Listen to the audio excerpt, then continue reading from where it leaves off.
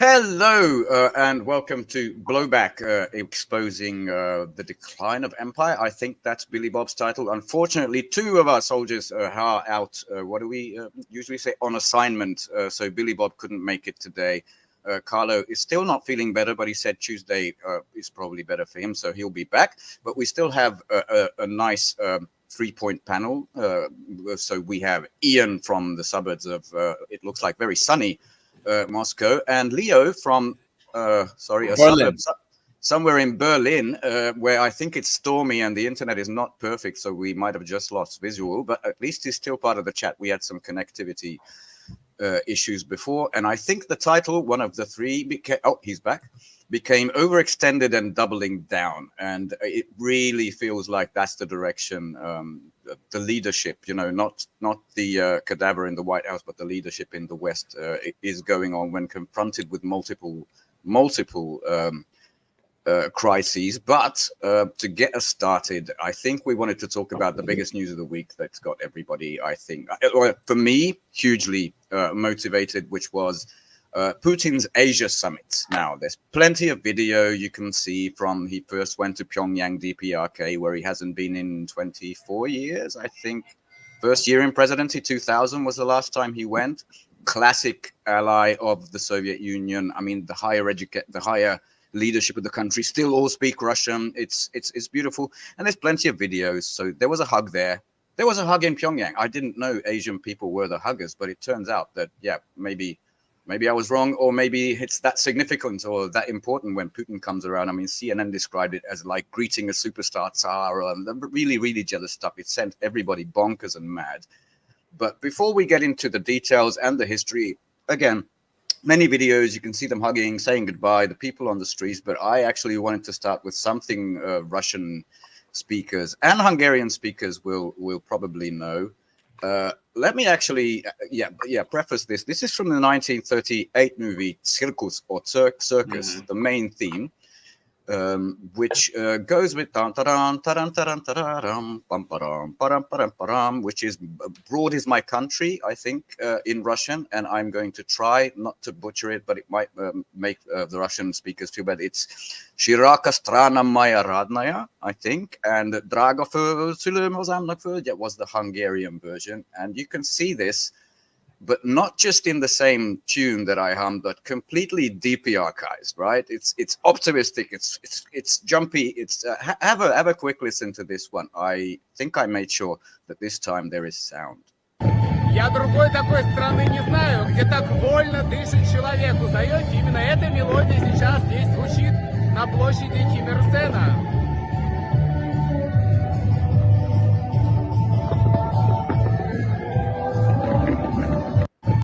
In the middle of Pyongyang, the DPRK, under sanctions since it fucking existed. There were still famines in the 2000s because of those sanctions, and they're never coming again. We'll get into the details of what was agreed on, but what were you guys' initial thoughts as you watched from Russia or Germany?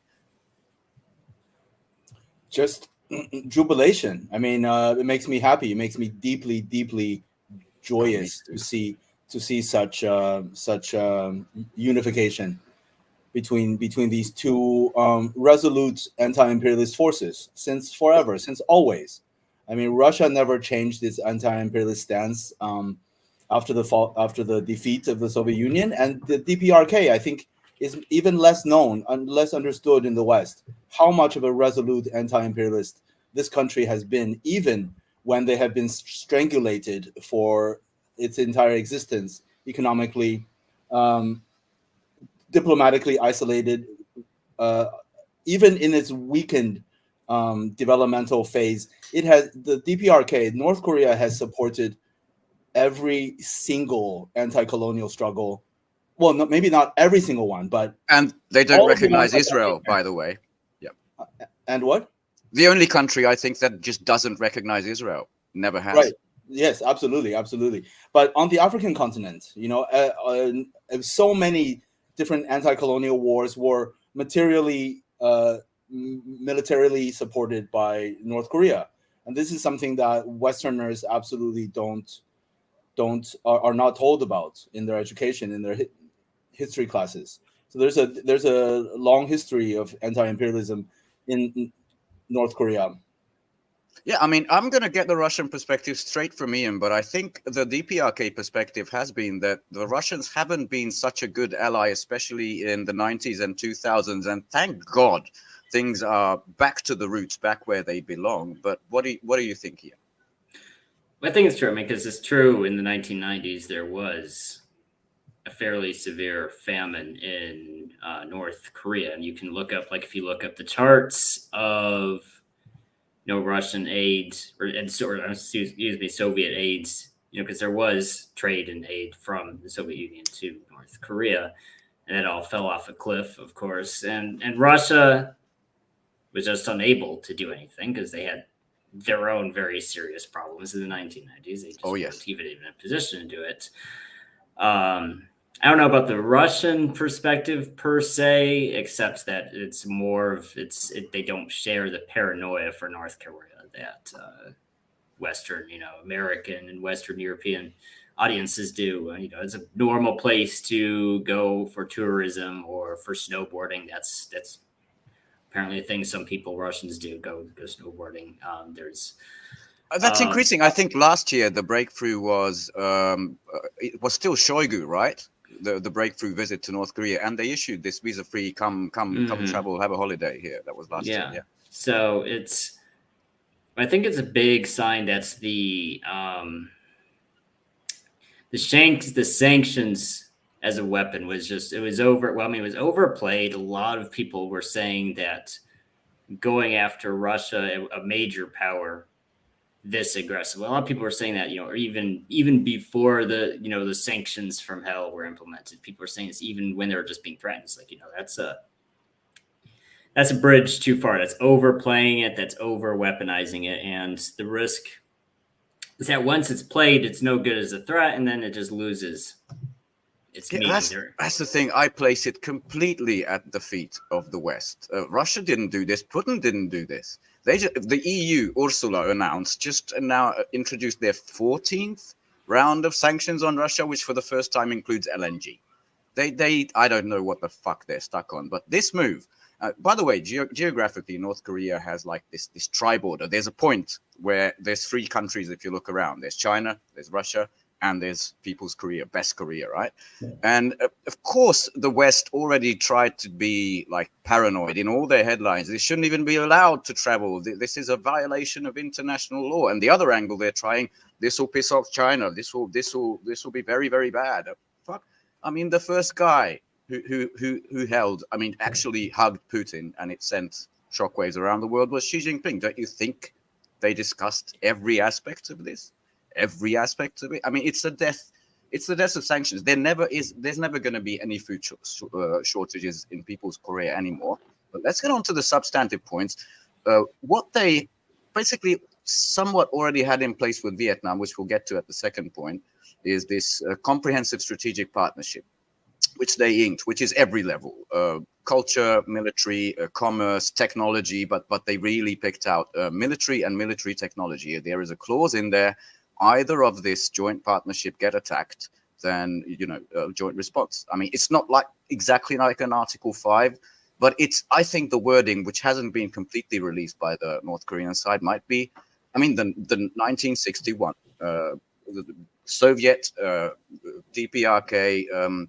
What do you call it? Not non-aggression, but military mutual aid pact. Right? I mean, it's significant. Putin went to the big, the people's heroes, fallen heroes, which is the Red Army. I mean, everybody knows the Soviet Union liberated Western Europe from the Nazis. Like 87% of them died to the Red Army's hands. But then he went into Manchuria and fucking like a hot knife through butter, just slashed through the best Japanese army, the Kwantung Army, together side by side with these people. And this isn't just opportunistic, like what the West does, horse trading diplomacy. There's actual historic memory here. That's why I thought it was so significant, so beautiful. I mean, the other videos include them driving each other, very cute. Putin drives the big Aurus Senat thing that he gifted Kim Jong-un, and then Kim drives him around, and they're just laughing all the time. He got these very rare I forgot which one they were, but Korean breed puppies. Obviously, you know, Putin's a dog person. But the main thing is fuck your sanctions, which are actually UN sanctions, but, you know, it's done. It's over.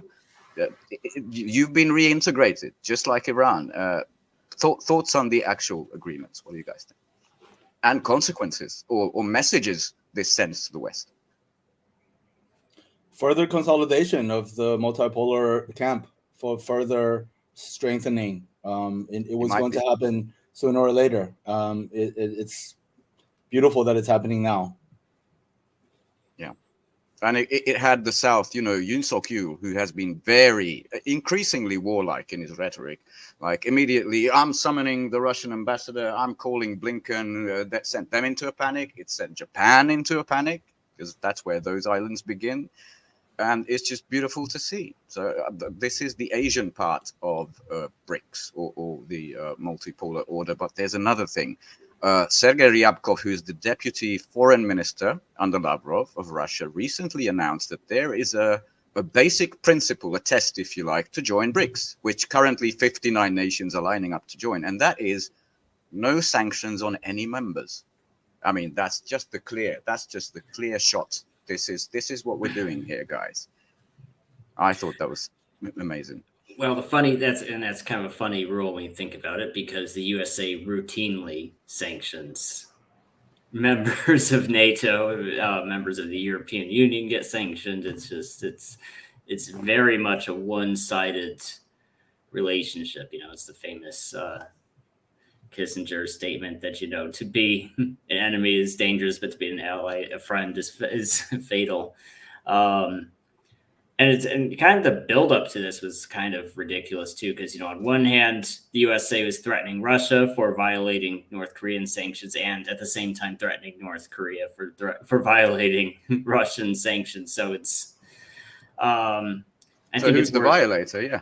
Right. So, you know, threats to isolate someone only works when you have a certain share of the GDP. And right now, the USA's share of global GDP is smaller than the Soviet Union's was. And shrinking. 1989 and shrinking, yes, because there were players that were not big in 1989, but are big now. I mean, China was a fraction of its size in 1989 as it is now.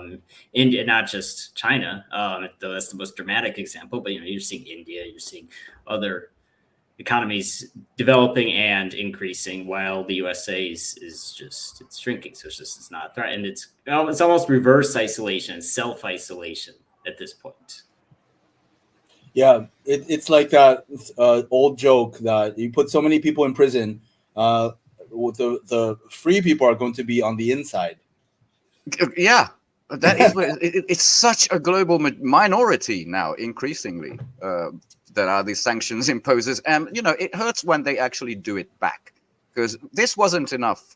You know, the US reacts to these moves. That's all they can do, you know, like they actually, let's move on to Hanoi, because that's when things got real. Because I think the US was solid in the belief that we have an ally here. We've been working on this for ages, and they didn't really notice that at least for the last 2 years, hello SMO, Hanoi has been slowly clearing out the pro-US elements, those pro-capitalist elements, and that's what primed this moment. But you raise your finger. Maybe there's something you want to say before that. Go ahead, Leo. Give me 1 second. Sorry, I have a fish in the oven. I'll be right back. Oh, go for it. In the meantime, we'll go to Hanoi, Vietnam, and just to demonstrate we're not just speaking into the air, I'll show you the actual hug, because it's weird. I'm not going to try to say his name, but this is the Prime Minister of Vietnam as he meets Vladimir Putin, which is the daytime, the second day of the summit. But he was greeted by major Communist Party leadership at the airport at 2 a.m. By the way, he arrived at 3 a.m. in Pyongyang also.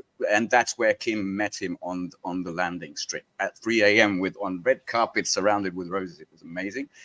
And just to have something cute that you might not see elsewhere, this is basically from, I don't know if there's a way to make this full screen, so we might have to just zoom in a bit, from an RT journalist. Yeah, let's go here. Well, still no zoom in, but this is Vietnamese soldiers just selfieing, with the president.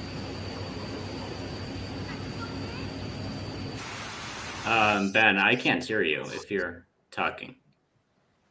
Oh, you can't hear me when. Yes. Oh, maybe my audio. Let's cut. Sorry, I'm just saying this is Vietnamese soldiers selfieing with the presidential auras, and I'll shut up for the remainder.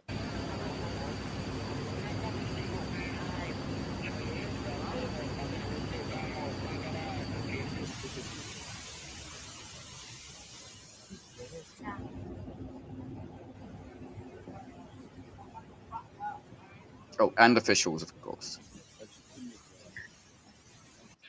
Anyway, acute movement. You can find plenty of others, arrivals, departures, all of that. But yeah, this one was immediately condemned by the State Department. Like he shouldn't be able to travel. This is a blatant violation. They really thought, well, we had this in our corner, which is what they thought of most Africa. We have them in their corner, and they're left with what William Ruto's Nigeria. That's pretty much it. Securely in their corner, and it's just been two wonderful summits. I'm gonna wait for Leo to return, but what do you guys think? This is, by the way, what used to be French Indochina, right? The whole peninsula, which is Vietnam, Laos, two socialist countries led by communist parties, Cambodia and Thailand. Thailand wants to join BRICS. It's again pretty solidly in the other camp. Well, I think a lot of it was, obviously the USA picked up the towel where the French dropped it in Vietnam after the Indochina War. And there was that falling. When was that? When was the Chinese-Vietnamese war, which was not the last actual war that China was involved in? Yes, it was the Sino-Vietnamese War, and I've completely spaced out what year that is. That was 1979. So, and Leo, I was going to ask you. I'm glad you're back. I was going to ask you your opinion on Vietnamese and Chinese relations now, because I was under the impression that they're not good. Is that a correct statement, or what's there's some tension. There's some leftover residual tension from the Cold War, from the contradictions of the Cold War, stemming from the Sino-Soviet split and the various congealing of the camps, where the China, unfortunately, due to circumstances, sided with the U.S. camp in the Cold War, which is not only due to circumstances. I self-criticize my people, the Chinese, a little bit more than other people would. Other people on our side would. I place at least some, or maybe even the bulk of the blame on the Chinese Communist Party for the Sino-Soviet split. You do. People. No, some people. Go ahead. Some people would disagree with me. A lot of communists in the West would disagree with me, but I think it was stemming from the ultra-leftism that Mao Zedong's later years that he had succumbed to. I think it was right to criticize the revisionism of the Soviet Union, but to allow that to cause a rift, this deep, in the socialist camp is disastrous for both countries and for the entire world, for the entire colonized world, because a lot of things happened in those decades that were terrible due to that split. Yeah, I still put it like 8-2 at the foot of fucking Khrushchev, because I one of the most hated historic people in the world, in my mind anyway. But I understand the perspective, and there was the late Mao period is not remembered so fondly, but that's what I love about China. They still didn't disavow Mao the way Khrushchev did Stalin. They're never ever going to do that. It was still the hero who gave birth to. Yeah. No, but at the same time, there's a lot of self-criticism, of course. That is a central part of the communist modus operandus, the entire ethic is always self-criticize, always improve, always adapt, always learn, and never be afraid to apologize for mistakes, because no one is perfect. And the Chinese Communist Party has apologized repeatedly for the Cultural Revolution, which was an ultra leftist adventurist episode, which is of course a huge topic. I would say there's some benefits that came out of it, some good, but it was disastrous, catastrophic. It was as bloody as the Russian Civil War. It's not. That's why Lenin isn't remembered as fondly as Stalin. It really is, yeah, a bad period. Yeah. So in my analysis, I think there's some adventurism and some maybe euphoria from having done the revolution, and there's this revolutionary fervor that was sort of gripping the entire nation, not only the party, but the people as well. So there was this kind of adventurism that came out of the 1970s, 60s and 70s. Yeah. So yeah, nothing justifies the split, the enmity between two socialist powers. Nothing can. I mean, there are valid reasons, there are valid arguments, but nothing can justify. Nothing makes that worthwhile for the global socialist project, for China, for Russia, for North Korea. I mean, the famine in the 90s in North Korea would never have happened if the split didn't happen. I mean, the Soviet Union probably would not have been defeated if the split did not happen. And, many countries around the world were negatively affected. South Africa, right? Nelson Mandela was not able to push through the core of his project after he all of the non-aligned movement got devastated as a result. Absolutely. I mean, So the first place they went, I think, no, not the first place, but Yugoslavia straight after the Soviet Union was gone as a counterbalance. We're just going to destroy this place. Everybody suffered because of this disaster. That led to, in the end, the capitulation of Russia by Gorbachev and then Yeltsin. I actually want to talk here, but I'll let you finish. Maybe you had some. Didn't want to cut you off. Sorry. No. What's interesting to me, Ian, this is more a question to you is... Well, I wanted, before you jump into that, I wanted to just follow up. So I guess my main question for Leo is, now that, because, Vietnam has traditionally been considered, in the American camp. That's what everybody says. And now that Russia is deepening the relationship, what do you think? Does this have any consequence on Chinese and Vietnamese? The Chinese and Vietnamese relationship? Do you think? I'll just illustrate it to you, right? So we're talking about the long one, Vietnam, right, and we're talking about the north one, right there. Right, Vietnam. North Korea and Vietnam. Absolute, yeah. Chinese borderlands are also bordering Russia up here, but I think it always helps to look at a map. Because on the media, the media always portrays as Vietnam as that American ally against Chinese aggression, blah blah blah. Do you think with Russia warming more to Vietnam that China and Vietnam will also warm? What do you think?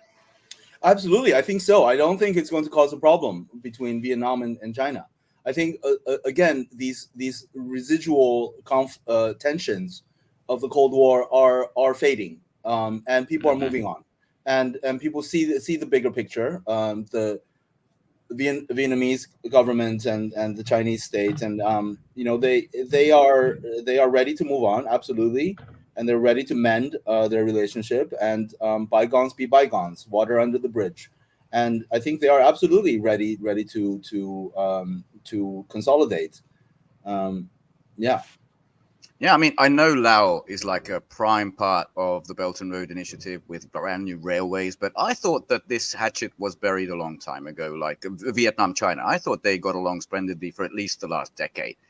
Maybe I wasn't. Of course, I saw the Western press saying, of course, you're in our camp. You're a very good ally in the region. But yeah, I never really truly believed that. There's still some tension, of course.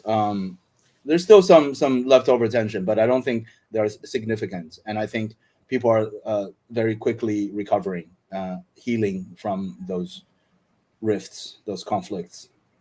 Yeah, hopefully. It's not like India and China. Because by the way, the Great Brown Hope is back. Because in reaction to this, the US didn't just send kamikaze drones. That's helpful to Taiwan or the ROC, the little island of China. But they also sent Nancy Pelosi to India to kind of breathe some new life into the whole Tibet Xizang independence movement, which is an absolute. I loved her conversation with the Dalai Lama. Did you guys read that? No. I watched a couple of clips, but I read the comments afterwards, like your legacy will be remembered and Xi Jinping will be forgotten. She said to the Dalai Lama, your wisdom will be forever remembered. It's a gift to humanity, blah, blah, blah. And Xi Jinping will fade from memory and be remembered as a dictator. We won't be credited with anything. Absolutely. And the most brilliant part is the Dalai Lama's reply to her. What was it? He said, watch this. Let us pray that Nancy can get rid of this negativity. Wow. I despise the old pedophile, I'm sorry to say, but that was a good answer. Well, the Dalai Lama is a very complicated character. I mean, let me remind our viewers that in an interview with the Times of India, I think it was 10 years ago in 2012, I want to say, somewhere around there, the Dalai Lama said the Tibetan people want to be part of China. Wow. Yeah. I mean, absolutely. It's been there was already 3 vectors of attack that has failed. Right, Hong Kong City returned from British rule. They have all the British judges are now fucking resigning. Oh, we don't feel okay here. Then there was the Uyghurs, as people say, right? The genocide that they say in Xinjiang. Now, when all the Arab nations or Muslim majority nations visited and saw, well, this is fine, there's no genocide, then that fell to the sideways. And we're going back to Tibet. It sounds like it's from the 90s, That's when I remember the Dalai Lama being this big, all free Tibet, independent shit. That's how fucking desperate they are. That is what comes across to me. Another just minor thing about the Dalai Lama, I would like to remind people, in his biography penned by his brother, he clearly said that the biggest regret of his life was working with the CIA against China. Well, okay, I might need to revise my opinion about this guy. I just remember the tongue licking video, and that can't leave my mind, with the kid. Yeah, he's very, very complicated, I would say, and separating the religious doctrine, the Buddhist knowledge, and I think we have to separate that somewhat, even though Tibetan Buddhism was absolutely entangled with feudal power, feudalism. Serf-holding, ultra-rich landlord family is what they are. Yeah, the parliament in exile. Yes. Yeah, which of course was anti-communist, but at the same time, none of this invalidates or is good cause for a complete dismissal of the Dalai Lama's legacy as a spiritual leader, or of course the vast body of knowledge and understanding that Tibetan Buddhism has to offer the world. I think that is a dialectical because many communists. I mean, I have some disagreements with my comrades whom I love and absolutely agree on, all of the important things. But on things like this, especially the European communists who have a view of Buddhism or even Haitian voodoo or Cuban voodoo, things like this, they absolutely reject and dismiss as old superstition that is of no value to the modern world. I absolutely disagree with that. I think there is a tremendous value in the mountains and oceans of knowledge and understanding of our relationship to ourselves, to the universe, to each other, which at its core I absolutely believe is aligned with communism. Okay, I think the true roots of China are, Taoism and Confucianism, and this is sort of the individualized, atomized version of it. But I respect that. Maybe you're a practicing Buddhist. I never was. I sort of went to this like there was a short story like WOMAD, World Music Festival, and there was a big Tibetan went to the self-cleansing ceremony. You put yourself into this little gummy thing, and then you feel better for a week, and then you're back to normal. It seemed like to me like, you know, what was that stupidity the celebrities marketed in the 2010s? Kabbalah, right? Everybody remember this? I mean, it's still pretty popular with people. Oh, that's still a thing. Yeah. Kanye West is studying the Kabbalah or something like that. Of course. Okay, right. Madonna is a huge fan of the Kabbalah. I mean, again, I don't want to dismiss the Kabbalah either. I think there are things of value in that body of knowledge that we don't have to throw away the baby along with the bathwater. I think there is a baby in there. There are babies in these ancient traditions, even as they were entangled with feudalism and later colonialism. I'm with you. That's the big challenge for me, because the Roman Catholic Church was a very, very bad influence on my nation, and therefore I was a very militant atheist, and I'm trying to reconcile Christianity with communism and Orthodox Christianity, as the Russians have done.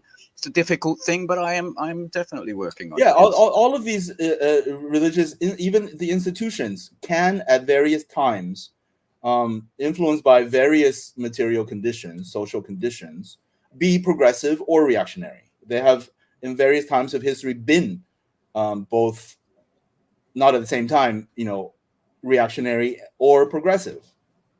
I think it's a matter of, you know, the superstructure and the base. You know, the superstructure, the religion, the religious institutions and their politics is influenced by the historical conditions, right?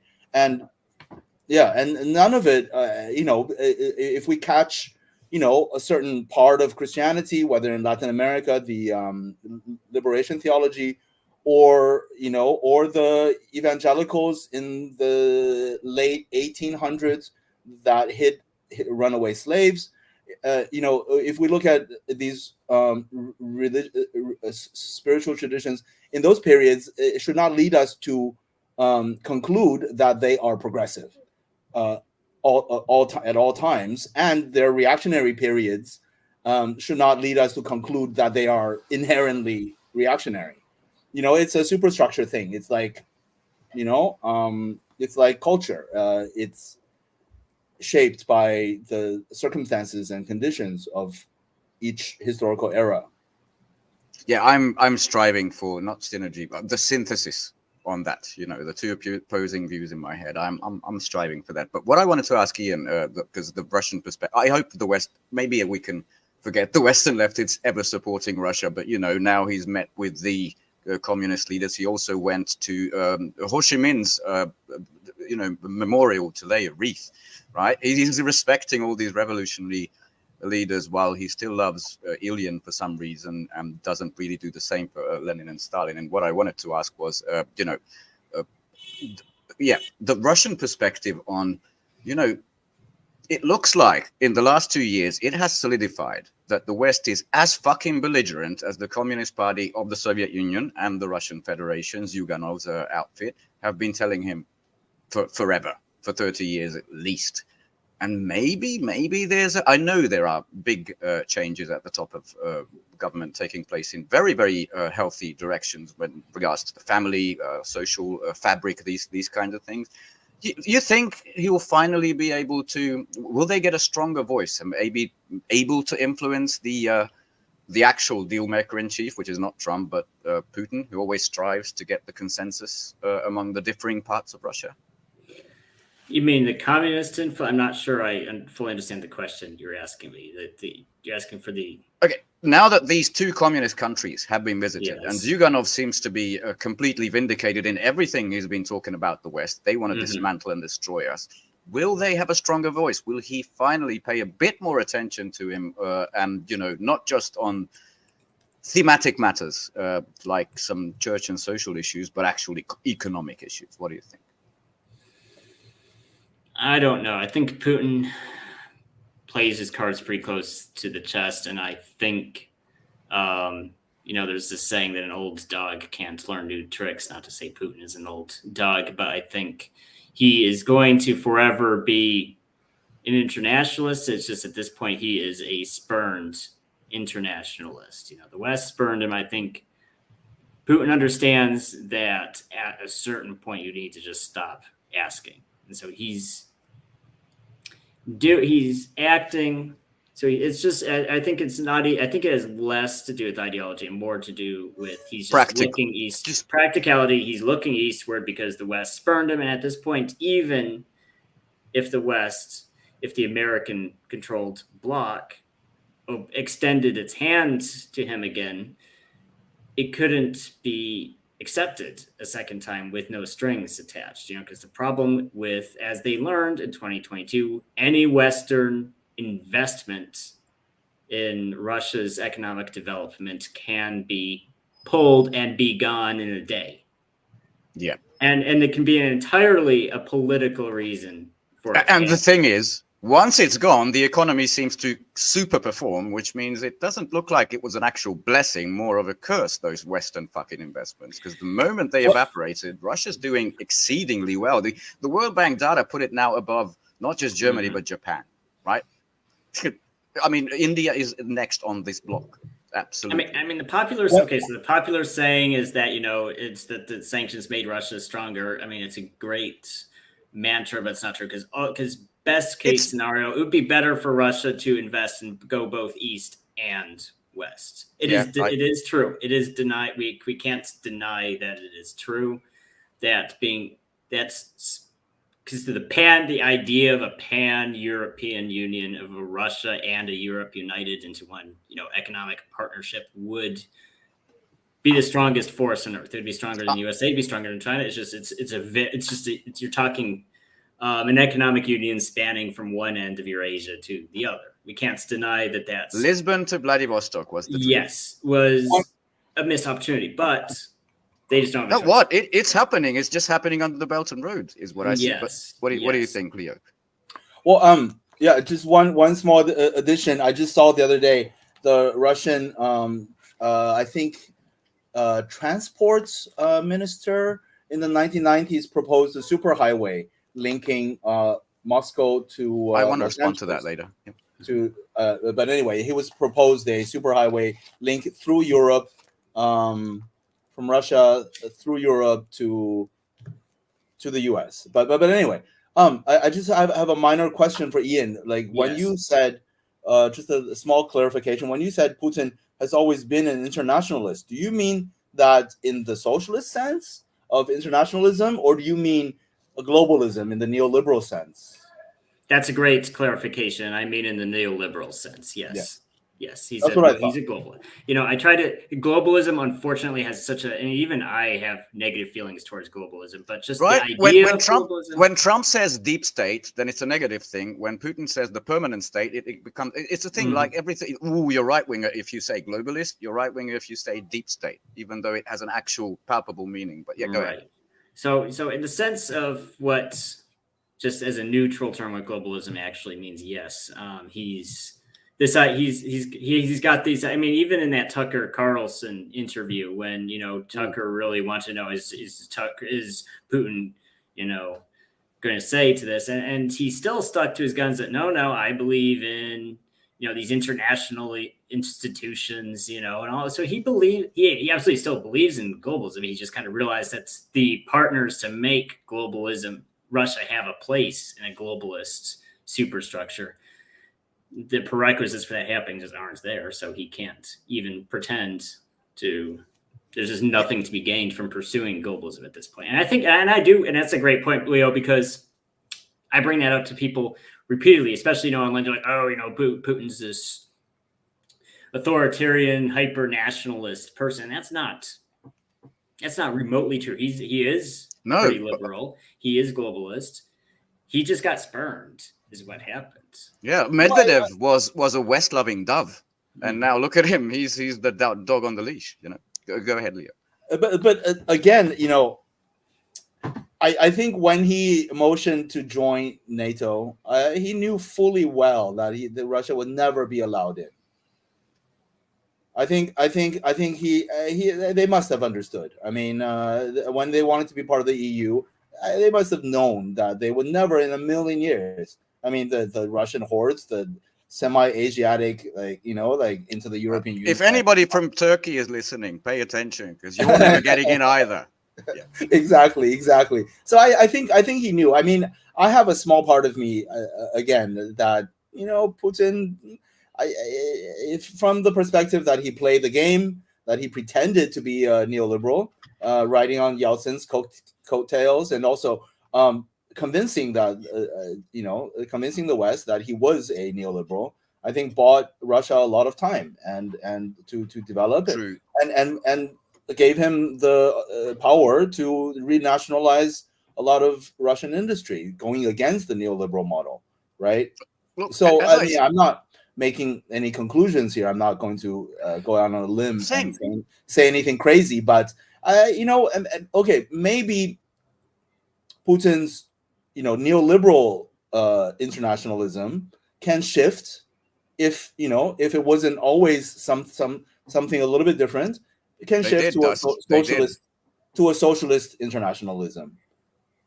And I do have to agree more with what I do have to agree with more with Dust than I do with Leo on this issue, because I mean, if we just look, I wanted to say something about that too.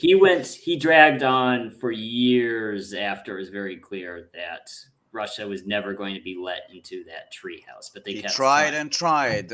Our Western partners, we're going to get along. Yes, because as opposed to walking, because it should have been done. In hindsight, it should have been done 10 years ago. They should have just walked into Ukraine when there was no Ukrainian army to speak of. 2014, I mean, he already went into Syria saying no to that. He should have said no to this. A lot of people, including the KPRF, are saying this. I'll respond to that later. But yeah, he waited for as long as he could, and also worked very hard to sanction proof. I want to add one thing to this, because especially the 2000s, as I said, Putin enters the room. He will strive for consensus among everybody's there, the officials, the different powers, the different sections that they represent. And there was a very strong liberal, westernized oligarch sector who were very powerful, especially in the 90s, then in the 2000s, as he took the reins of a ruined country from Yeltsin, right? And he had to work with them. And the West has done this huge favor of reneging on every single agreement they ever made to Russia, and basically purging Russia of this horrific, poisonous influence, where Putin said, thank you very much. I don't have to deal with these fuckers. And let me just add, Putin himself, personally, I think, has a soft spot for Europe and for Germany, where he worked for many, many years. Yes, under the auspices of the KGB, yes. I think he has a sort of personal fondness or hoping that to avoid war. And also, of course, with Ukraine. I mean, they are brothers. He did not. It's not just something he says. It's real, again, palpable to him. Go ahead.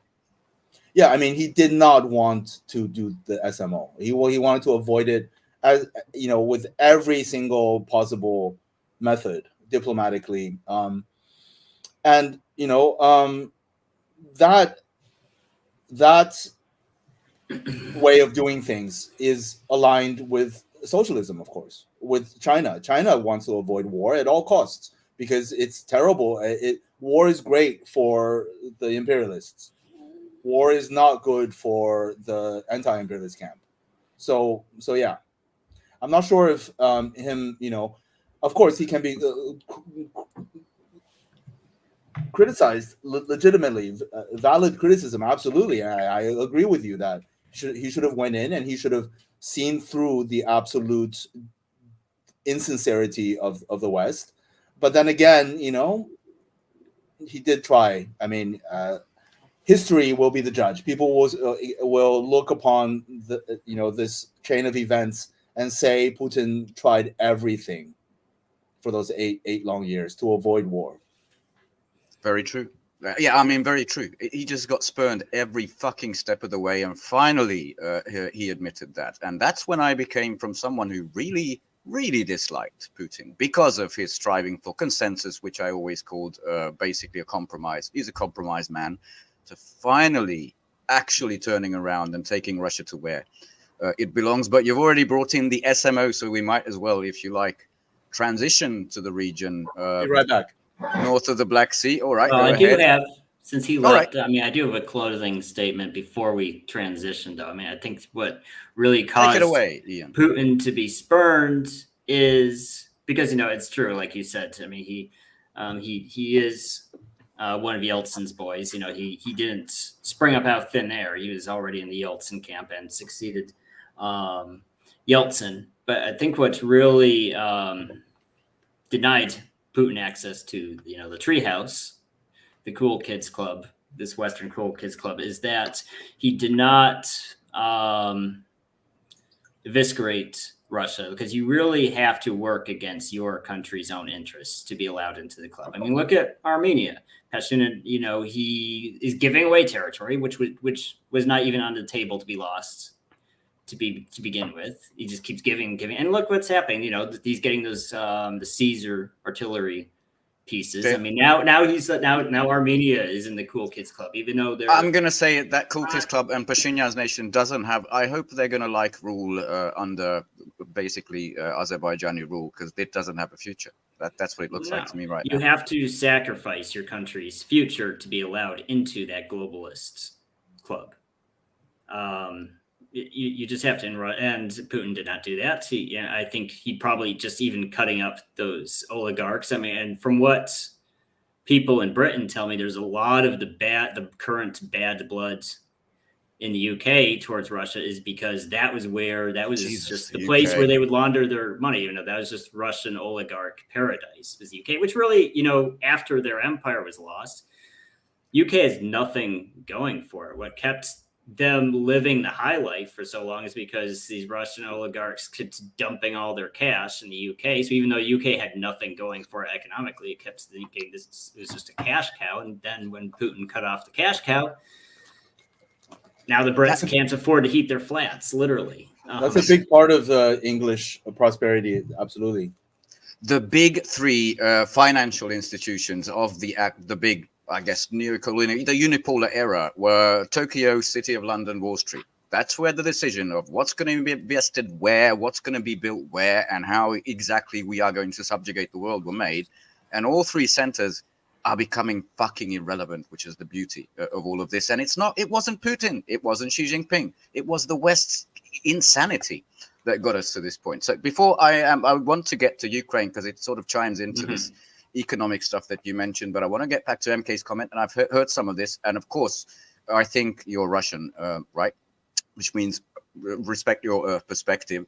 I understand there's more hardcore parties there. I regularly read the program and some of the statements of Zyuganov, and I know he has some bad associations with some oligarchs back in the day. I don't know who else hasn't, because that was a means for survival. I understand this critique, but remember 1995 or 6, he would have been president if the US boasted about we got rigging the election. Yes. Yeah, our man instead of him. So it's still, if you look at the actual numbers, which is votes that parties get, that is the main opposition party in Russia, which is why I can't just dismiss what the KPRF says, because even if they're, I guess, lukewarm on some issues, they're the biggest opposition party in Russia. I mean, never mind this election, Mr. 87, because he's got the full mandate to finish whatever he started. But every year before that, KPRF is unquestionably the second largest party. Okay, over to Ukraine. I want to throw some very interesting news at you, because it's been like 27 months, right? Almost 30 months. Let's just round it up since this war. And now, Western publications are coming off. Oh, the Azov fighters who just recently got removed from the sanctions list in the UK. Well, they had these, behind the front lines to make sure that nobody runs away or anything like that. If you try to run away, they kill you. They have these revelations, while Ukraine is so de-energized. I just have to play this clip exactly as it is, because it's so fun. This is the leader of Ukrenergo, the big, state energy company, and he's going to say the line, I think there will be English subtitles, that everything's under control before he loses power. Українська енергосистема успішно справляється з усіма викликами. Так. That is the country, right, which, by the way, this is Ukrenergo. There's another private one that said the next 2 winters are going to be faced without power and heating. It's completely de-energized. It's in a financial black hole. October, I think. No, it's even before that. I think it might be September, when the the date at which you don't have to repay the bondholders, as in all the debt you've incurred, just ends. You start having to repay your cash. Financial black hole. The G7 is sacrificing its financial system, especially Belgium, to try to prop this shit up.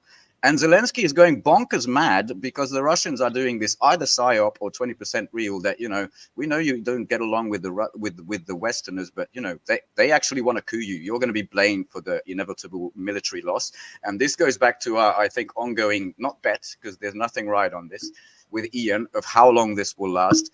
I think he's general now, General Apti Alaudinov, the Akhmat Special Forces, the Chechens, who are now in the Kharkov region, said, and this is important because it made it to TASS, the Telegram Association of the Soviet Union, Sovietsky Soyuz, TT, which is SS. Anyway, the main government news source, it's that old, that he said, we're going to wrap this up before the end of the year. I'm mixed. I see the Russian numbers, 1,500 to 2,000 die a day.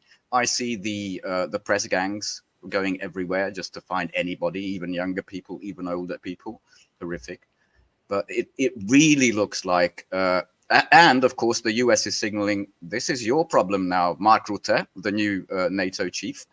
This is your problem, Europe. So show us you're the good soldiers who are paid, because there might be like a Trump curse coming around the corner. Your thoughts on the current Ukraine conflict? Well, I mean, we've mentioned that, and especially when that new Kharkov front opened up, and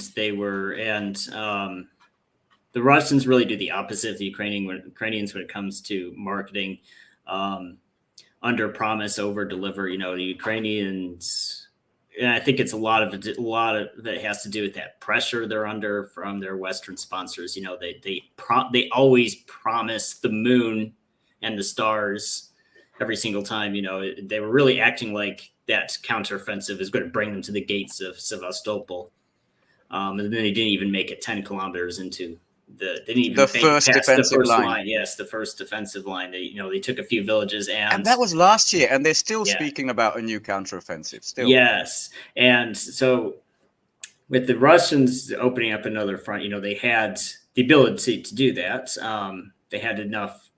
The ratio of forces in play was enough to their favor that they could just extend the front and put more pressure on the Ukrainian line, because they'd have to send reserves elsewhere. And that kind of put Ukrainians in an impossible choice, because they don't have the reserves to cover everything.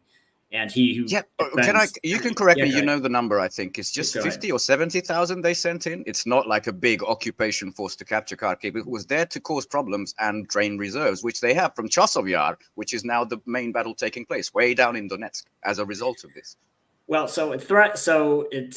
if a force is insufficient to be a danger, it can just be. So it's only a threat if it's actually a threat. So it did have a threat to approach Kharkov if it was ignored. So the Ukrainians couldn't ignore it. They can't lose Kharkov. So they had to send all these reserves. And of course, that means they lose ground in the Donetsk direction. And the big thing is, and the problem that Ukrainians have is that, not only are they kind of at a numerical disadvantage, but they have a very small number of units that are capable of doing offensive action, like counterattacks. Because it's one thing, like a territorial defense force can do limited defensive actions because those are easier, but a military offensive takes a higher level of training. It takes a higher level of mechanization. And so there's very few units that do that. So to move units to the northern front and do counterattacks, which it looks like the Ukrainians are going to try to do, they're going to try to push Russians back to the border. And there are satellite images of Russians building trenches there. So they're anticipating worst case scenario. They don't lose all of the territory. If they have to fall back, they won't lose all of it. They can fall back to the trenches that they're building now behind the lines. The problem is that there's a finite number of Ukrainian units that can do that, and now they're all in the Kharkov region. They left the eastern and southern fronts. So they're trying to defend everything, and the risk of that is you could have a general collapse if they just lose, so we don't know. I want to ask you, then we'll get to Leo, especially in Europe being on the hook for everything. Mhm. But there's this website, and not many Russian units have a proper like PR website. But this North Wind, I'm trying not to butcher it, but it's Severny Veter, which is the website of the Group of Forces North, this newly created thing that went into that region, also allegedly into Sumy. And every day, what they put out, it's very cool but belligerent, is come on, counterattack us, you fucking pussies. And they do. They always attack, and they lose this enormous amount of men, which is, just draining away those very precious and last reserves that they have. So the West, in the face of this, is getting really desperate. Here, I want to talk a bit about the hardware, because I think it's not yet passed, but the Germans. By the way, the Germans, the French, the Italians, they have record deficits, and even it goes against Brussels rules, how indebted they are. And the Germans are now going to order 100 tanks to equip their little battalion in Lithuania. Like now, I don't know what speed they're churning it out at, but okay, they might be ready by 2027 or something like that. Meanwhile, the West, I mean, it didn't have much, when people trust you. I'm looking for this word. I don't know why I'm blanking on this. But anyway, it didn't have much trust left from the Allies. And what they did, it was all over. Confidence is good. Is all right. Everything you ordered in terms of air defense missiles, which includes the Patriots and the NASAMS. Sorry, Allies, you'll all have to wait, because all of that is going to Ukraine. And Romania, poor Romania, under occupation, I guess, is transferring one. Credibility. Credibility is a good one, Schwaster. One Patriot system, which we know are actively being hunted, because the Russians absolutely publish this. They're gloating, oh, this isn't nearly as good as you thought, or we thought it was. And it's like the last of what's wealth, what's the wealth left in Europe is going to be, and credibility when it comes to the banking system is being drained away at Project Ukraine. And I think, whoever's behind the cadaver in the White House is sitting comfortably. We're an ocean away. Fuck it. Let them end up in ashes. We'll be fine. Is what's shaping up to be. But Leo, I want to bring in something, because last weekend was the big fiasco of the Swiss Peace Summit, and before that, Vladimir Putin gave what he said was the last peace offer. You leave these 4 oblasts, which are forever Russia, and we will stop the hostilities, get into, of course, they rejected it, and start negotiations right away.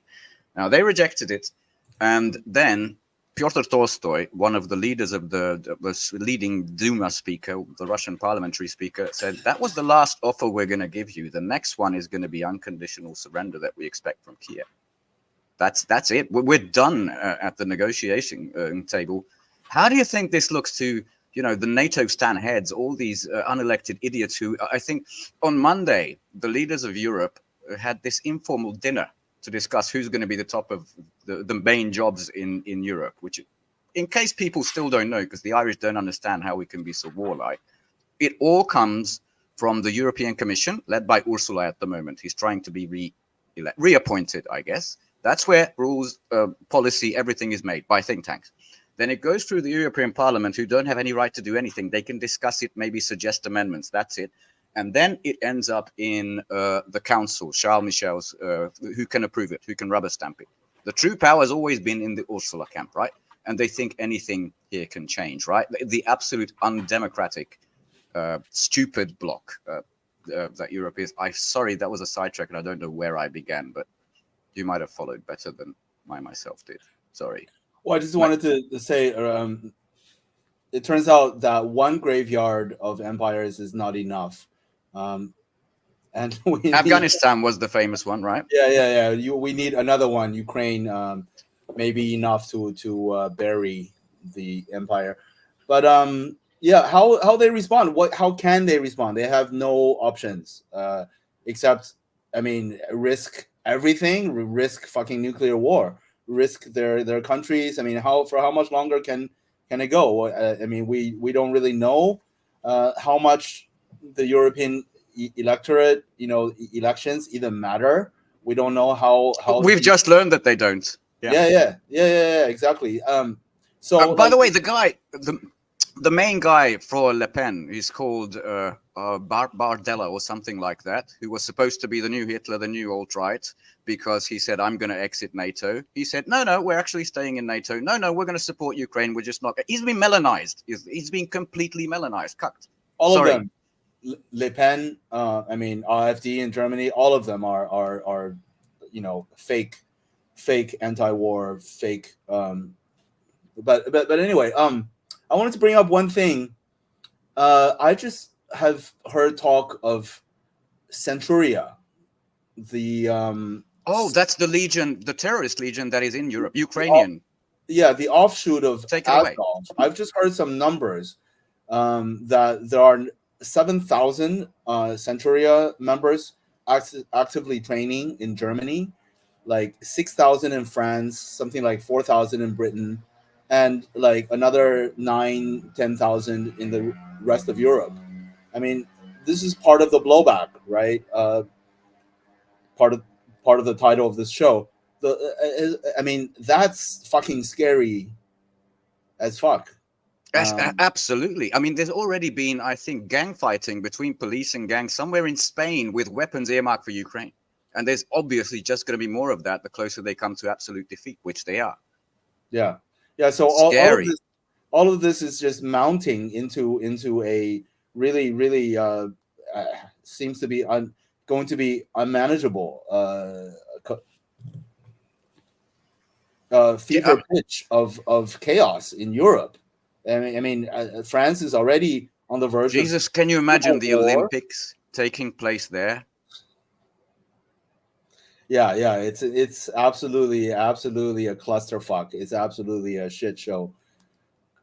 Garbage dump on fire. It's really, really sad. And Russia held the friendship games. They were safe. Yeah. I don't if you know want to about cause trouble in France, I mean, that's a good day to earmark when the Olympics happen. As they say, it's target rich, unfortunately, if someone's got a grudge. And there's going to be so many grudges, man. Because, every time NATO posts something, we're stronger than ever, more determined than ever.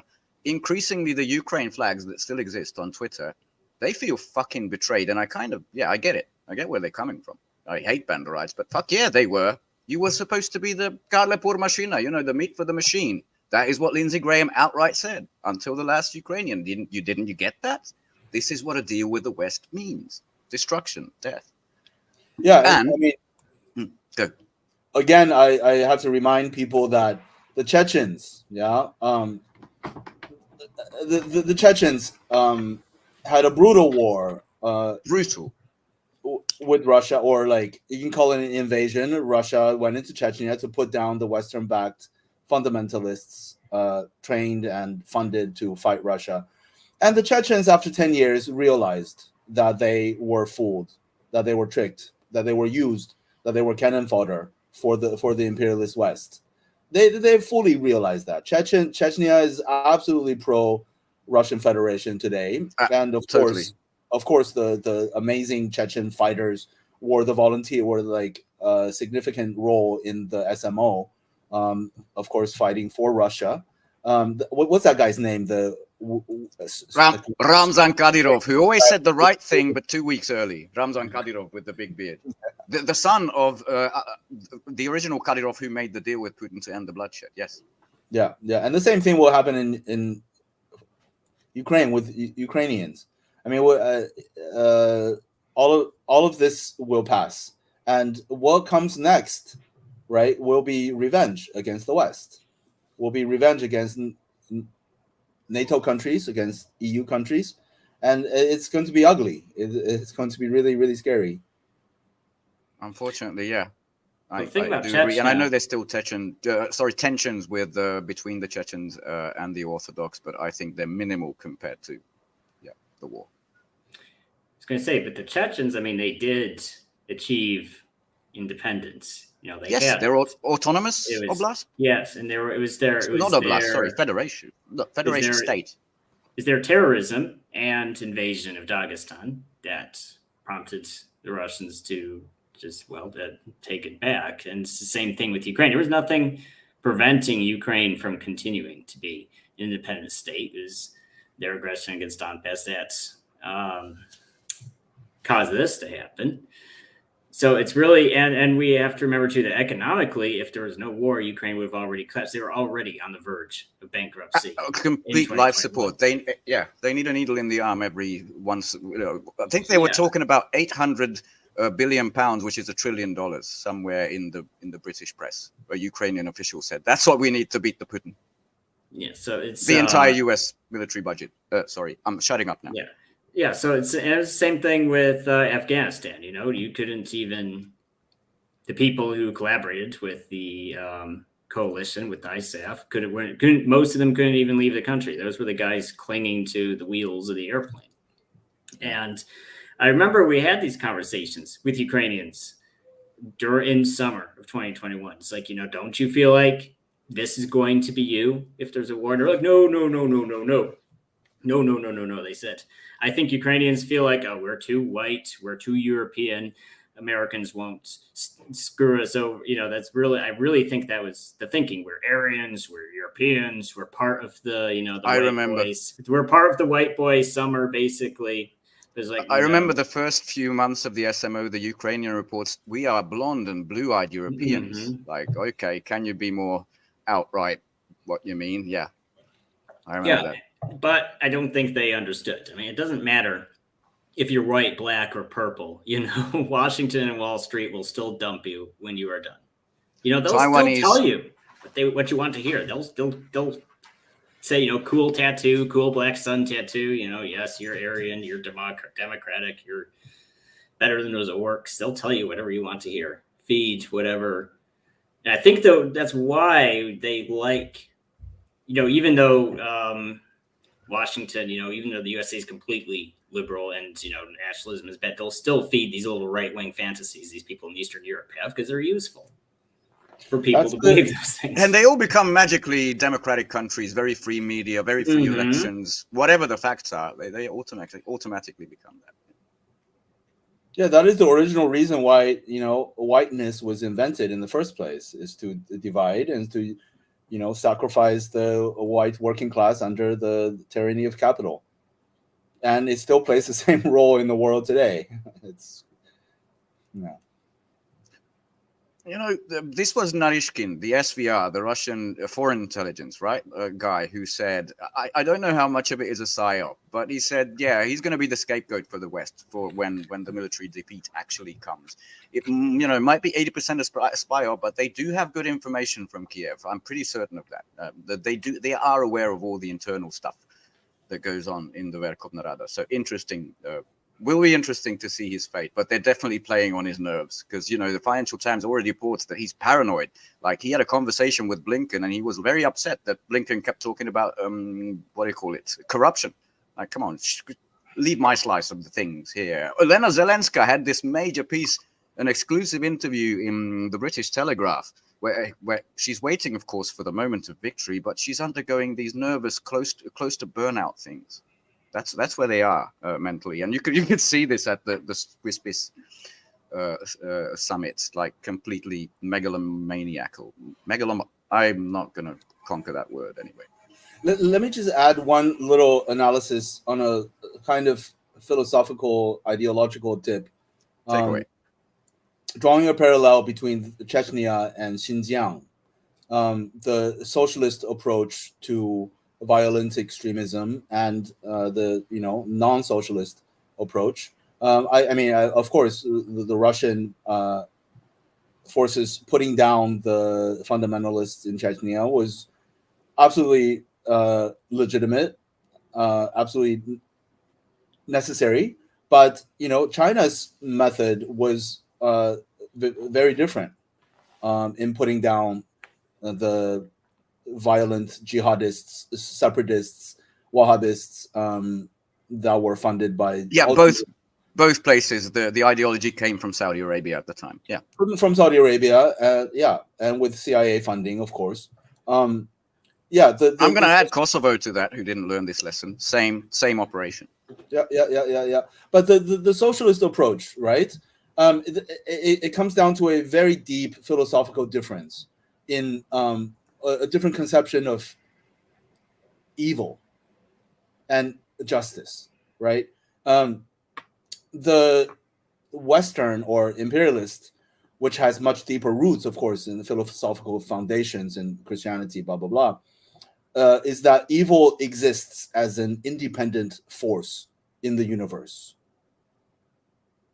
right? This idea, I think, is at the fundament, the root of a lot of things, of a lot of world events, and everything. The prison system in the USA, the punitive conception of justice, right? There are evil people and there are evil nations, and when they are evil, if you accept this premise, fundamental premise, then they must be punished and they must be destroyed. We must pursue regime change. We must bomb, sanction. We must exact punishment for the evil countries and evil individuals. While the socialist philosophy is completely different. Fundamentally, evil does not exist. Oh, yin and yang, very Taoist. Yep. The great, the very popular the two wolves saying no, just religious saying that the greatest trick the devil played on us is that he doesn't exist, right? This is the popular devil's advocate when Al Pacino was great. Yes, right. Well, the socialist philosophy is the exact opposite. Evil does not exist. It is the absence of light. Darkness is the absence of light, and there are only I like that.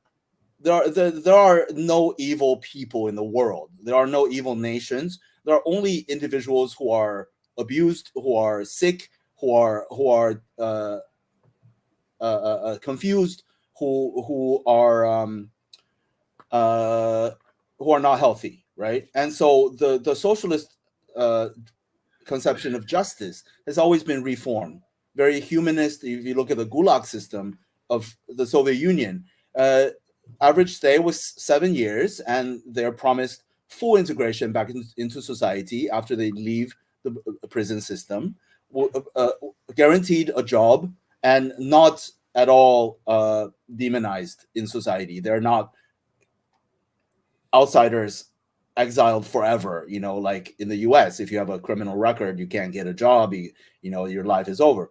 And this also animates the geopolitical way of engagement, right? The Chinese famous non-interference in interior matters. Absolutely. The socialist model is that there are no evil nations. There are only nations that are having difficulties, that are infected by extremism or whatever it is. And, the idea is that every country can solve their own problems if given stability, if given economic stability and social stability, if given harmonious, healthy economy conditions, right? They can solve their own problems, and individuals can heal as well, and countries can heal, right? And so China trades with everyone. China trades with Israel. China trades with Saudi Arabia. China trades with everyone. So I just wanted to point out this very fundamental philosophical difference. I think that was great and educational. So thanks, Leo. Maybe I wanted to avoid the fucking US elections because it would be a great episode not to go there. But that informed me about. I watched something. I'm just going to plug. Before we go into that.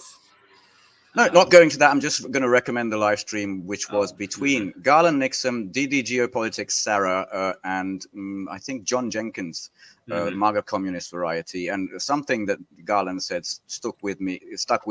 He doesn't see the MAGA people as, what Hillary said, deplorables automatically. There was people who are economically hurt. They've been screwed by the system. Maybe they automatically revert to some stupid stances. But that's I think how they should be seen. Like they're just being shafted like anybody else. Anyway, forget that. The last leg of the journey where the US is suffering this final decay is, of course, West Asia, where Israel wants to go like full out with Hezbollah, which would be very close, I think, to its final collapse, its final doom. And the response, I don't know. Do you just want to listen to 49 seconds of Netanyahu in the... Yeah. All right, let's do it. Apparently echoing Churchill, but getting Zelensky vibes here. When Secretary Blinken was recently here in Israel, we had a candid conversation. I said I deeply appreciated the support the U.S. has given Israel from the beginning of the war. But I also said something else.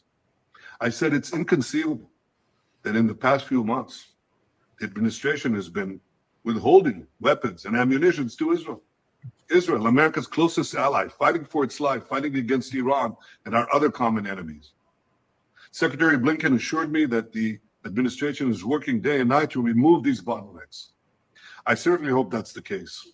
It should be the case. During World War II, Churchill told the United States, give us the tools, we'll do the job. And I say, give us the tools and we'll finish the job a lot faster. Kill everyone because everybody is Hamas is the takeaway from that, even though he echoes Churchill, who was another very genocidal asshole just after the Indians. But he's upset. How could you stop one shipment of heavy bombs? And obviously now all the air defense missiles are going to go to Ukraine. How dare you not allow us finish the job? And by the way, the new cover of The Economist magazine was just 2 words and this lonely flag, Israel alone. That's it. That's the new Economist cover. British fucking financial media. But anyway, that's how isolated this mad guy is. And he might just want to blow up the region, even though it's not in the US interest. 2 things about the US military here. The Eisenhower, there was this big rundown interviews with the crew saying, well, they're experiencing fatigue. They've been fighting for 6 months, like in most intensive battles since World War II, and they're experiencing fatigue. And the European compartment of that, which is Operation Aspides, I think that's shield in Greek. The leader of that fucking thing said, we just have half the... we need twice the fleet to actually handle this Houthi situation, you know? They got their ass handed to them by Yemen with no fucking navy. And, you know, they just sank the first drone sinking of a ship. This coal carrier, bulk carrier belonging to, I don't know under what flag, but it was related to Israel. And it just sent even further the insurance costs. And this guy is there alone in a country that's also economically dying, no weapon shipments. And he wants to go out against a far superior enemy compared to Hamas. The third and final front is what it looks like to me. Take it away. I say it's, well, I mean, one on the Eisenhower, I mean, I do want to mention it on the show because there is that controversy of whether, because the Eisenhower did come under attack, and there were some photos that were apparently all doctored or old photos. So I think at this point it's true. The Eisenhower, there was no cover up. The Eisenhower wasn't hit. It is fatiguing. 6 months.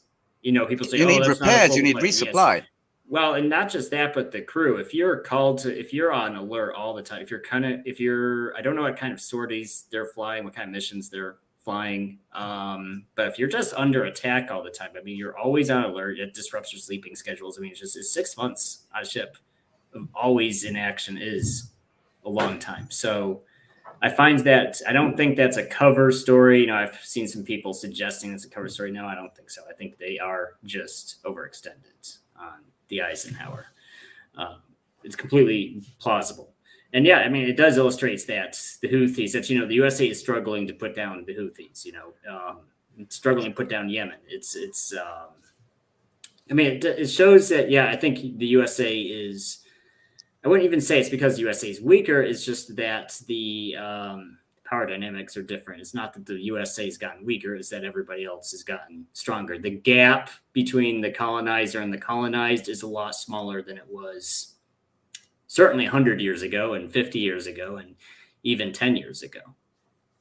It's shrinking. It looks like Ukraine rewrote the book, even though they probably, you know, mostly supplied by Iran. Obviously, I wouldn't call them a proxy, but they're supplied. Hezbollah is supplied.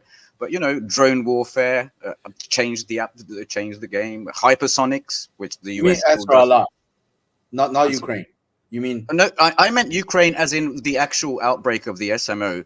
Look, these are vaunted NATO weapons and they can burn like anybody else, where people who opposed the hedge. What fucking kind of hegemon can't, keep the trade routes open at sea?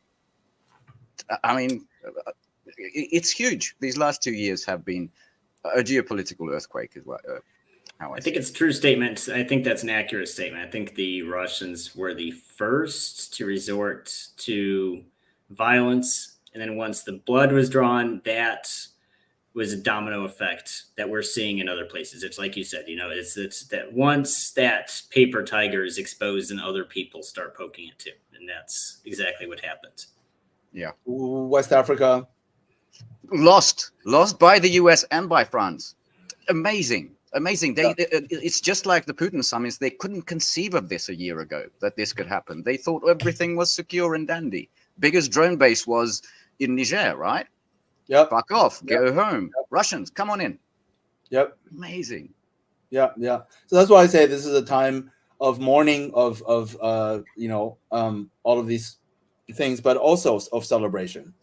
If we truly side with the oppressed of the world, if we truly, in 500 years, how many African armies have been completely decimated by the colonial powers over the last 500 years? How many, dozens, hundreds of, African armies have been just completely wiped clean, and there was never a chance to breathe.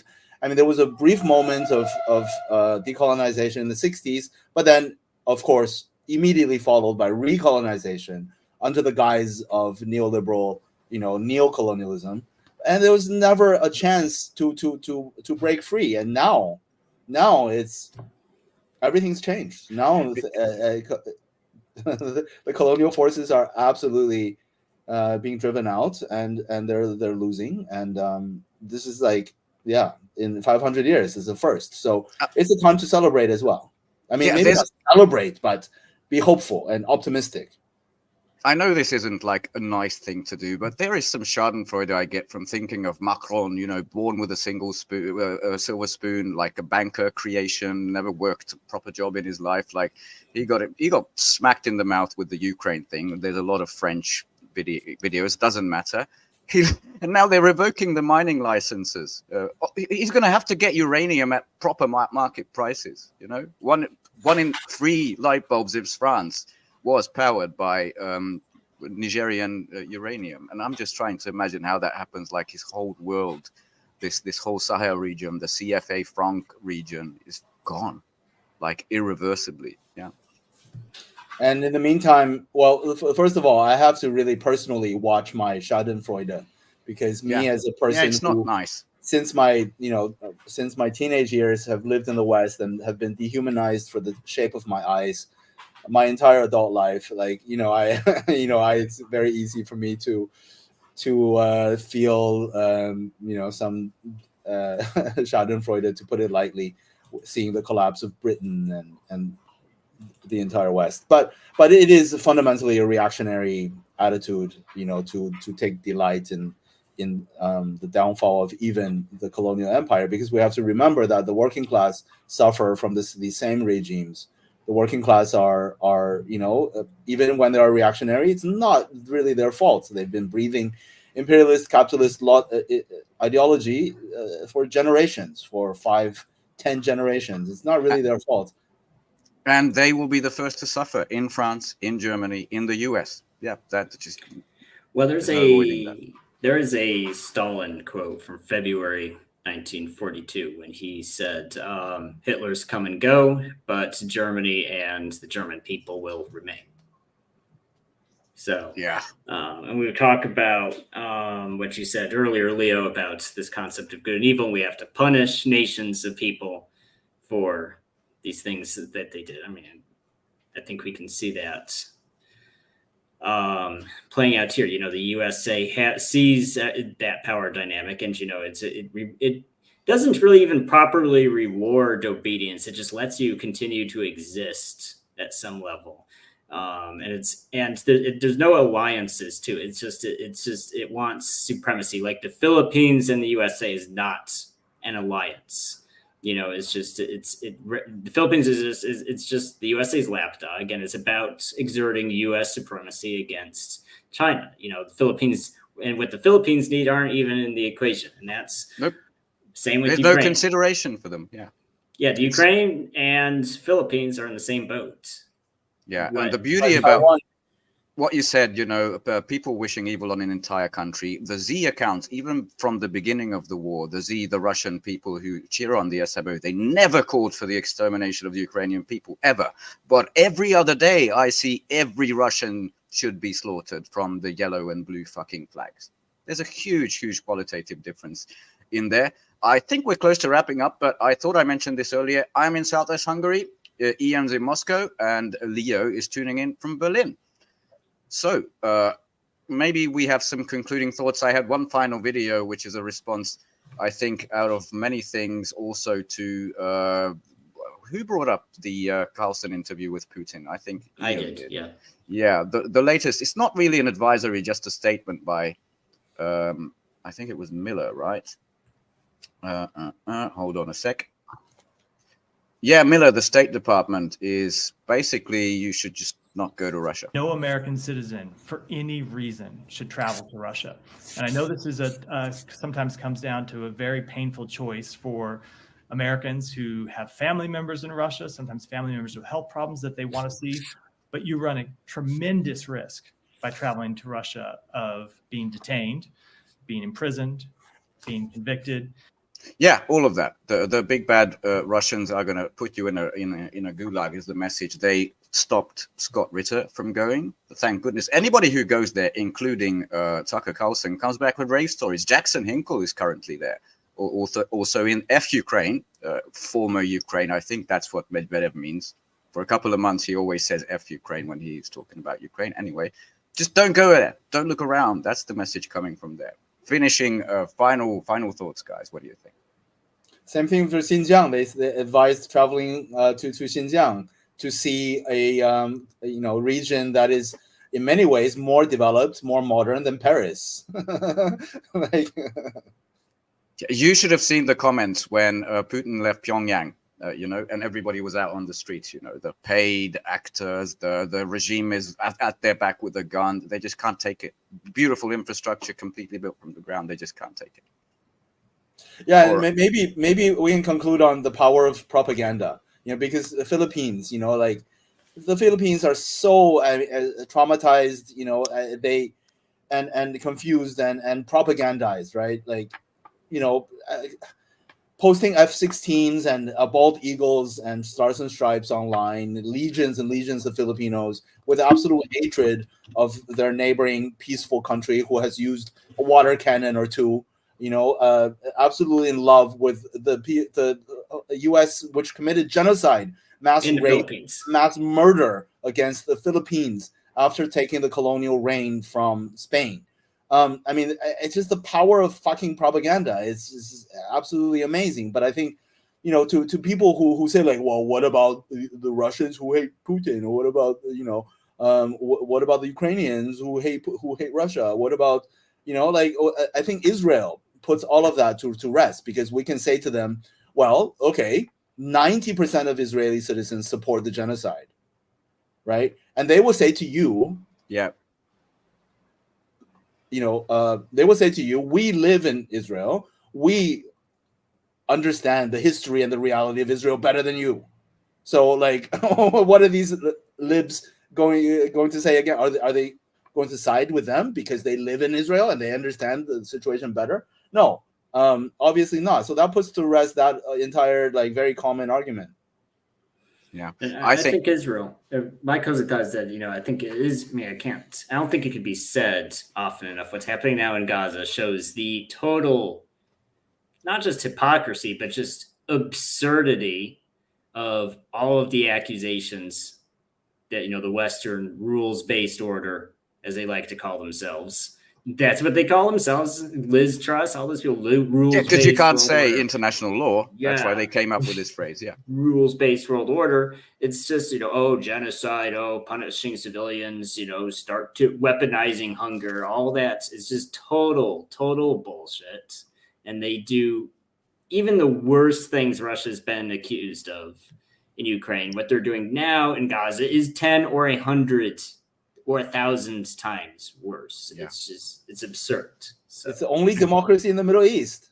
Yeah, but Oh, it's a excuse tiny me, right? sliver of land with previously, well, almost 2 million people smacked in there. And the larger bomb, I think it was Nagasaki, they dropped the equivalent of 3 of those on this tiny, tiny sliver of land and didn't defeat Hamas.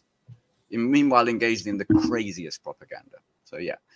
I think the takeaway after this is, by the way, this was a 100 peso note for a while. I think in the 2000s they changed it. There were 2 flags on it. So it kind of shows you that's the American flag on the Philippine 100 peso. It kind of shows you if you don't have information independence, which will be a pillar of the new multipolar world, which India unfortunately also doesn't have, then goodbye sovereignty. That would be my closing thought. I'm sorry it's a bit solemn. There was a lot of hope, though, in today's and very good comments. So thank you both for being here. Thank you also every viewer and commenter. It was a very lively comment stream. So thanks everyone. Thanks Das Schwaster and Christy has been very, very kind to me. Thank you very much. Big up yourself. Yeah. Have a great weekend and catch you all, I think, Tuesday. Bye-bye. Bye-bye. All right. Yeah.